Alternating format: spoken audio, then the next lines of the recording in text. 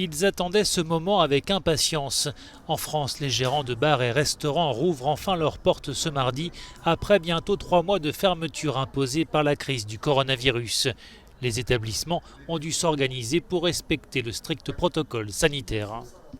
On le sait tous que ça va être compliqué. On est dans une période qui va être compliquée à réactiver notre chiffre d'affaires. Mais maintenant, il va falloir faire preuve de patience. Et puis, il y a un moment où ça ne passera pas s'il n'y a pas une solidarité collective entre les clients et les entreprises. Interdiction de consommer debout ou au comptoir, des tables limitées à 10 personnes et 1 mètre de distance minimum entre chaque groupe de clients. Un véritable casse-tête pour les restaurateurs. Chacun doit trouver ses marques et s'adapter. Là, je pourrais mettre une table ici, juste là. Là, 2, 3, 4 personnes. Si je les espace d'1 mètre, je peux mettre la deuxième ici. Je ne peux pas faire beaucoup plus.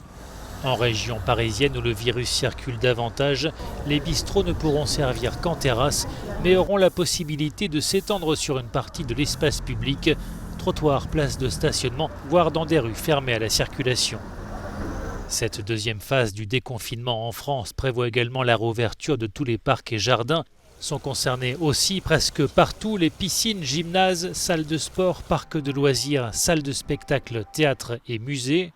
Déconfinement plus prudent là aussi en zone orange, région parisienne, Guyane et Mayotte, qui devront attendre le 22 juin pour rouvrir la plupart de leurs équipements sportifs et culturels. Les grands musées comme celui du Louvre ne rouvriront pas avant le mois de juillet.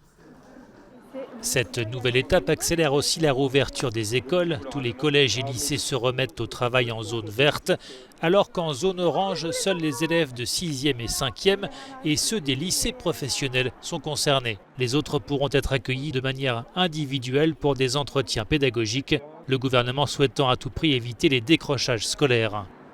Autre changement de taille ce mardi, la limitation de 100 km de déplacement autour de son domicile touche à sa fin. Les Français retrouvent donc leur liberté de circulation et pourront se rendre sur les plages ou aux abords des lacs dont l'accès est de nouveau autorisé. Réouverture également des campings. Enfin, les Français pourront-ils se rendre bientôt à l'étranger? La réouverture des frontières sera décidée le 15 juin. Celle entre Andorre et la France a elle déjà rouvert ce lundi.